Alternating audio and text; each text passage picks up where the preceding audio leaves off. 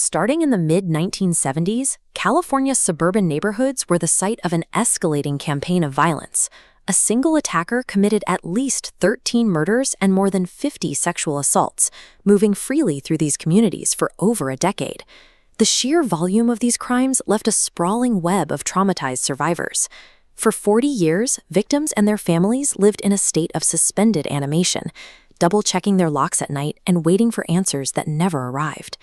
That silence was eventually broken by true crime author Michelle McNamara.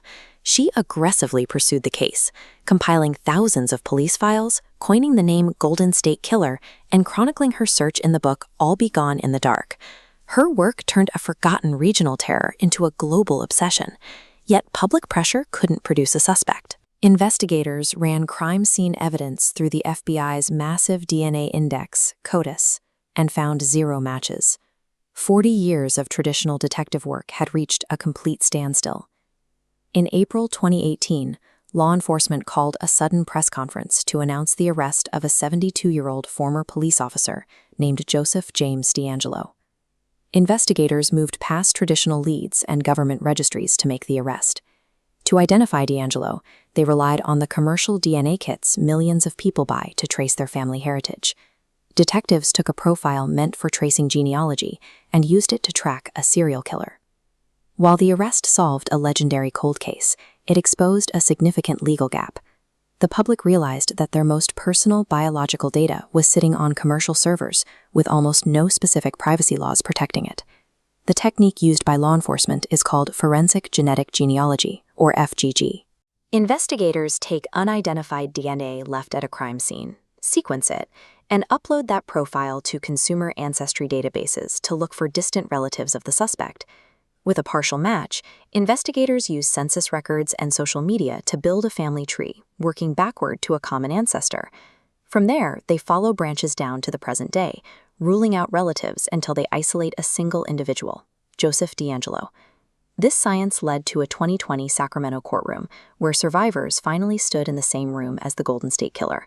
They delivered impact statements directly to DeAngelo before he pleaded guilty to 13 murders. Justice was finally served, but the methodology itself was new. Using consumer data for criminal profiling moved the investigation into a space where no clear laws or privacy standards yet existed.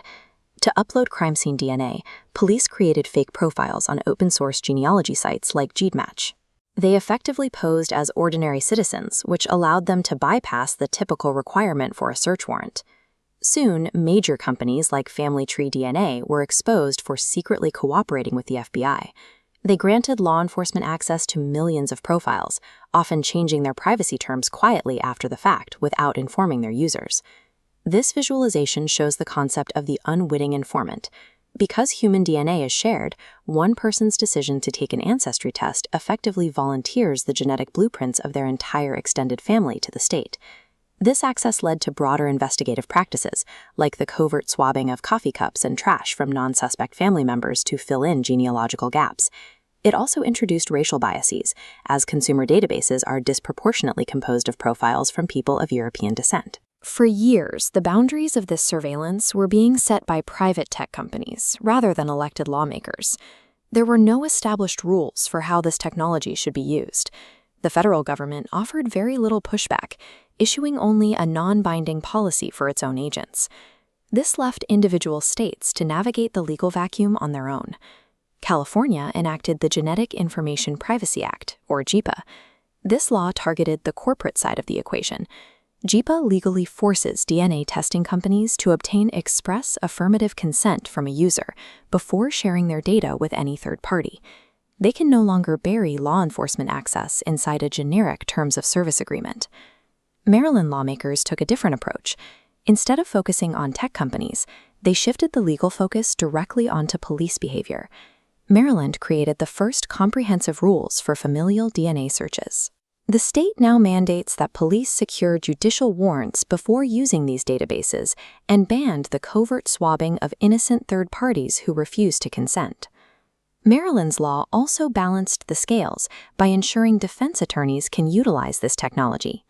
They can now use these same databases to test crime scene evidence and exonerate the wrongfully convicted. Surprisingly, privacy advocates and law enforcement found common ground. Both sides recognized that without strict guardrails, public trust would disappear, effectively ending the use of genetic genealogy as an investigative tool. DeAngelo's capture provided relief to families, but it also made the genetic data of millions permanently accessible to the state. We now have to weigh the value of solving cold cases against the total exposure of our familial biology. The legacy of the Golden State Killer is the first wave of laws protecting our biological data.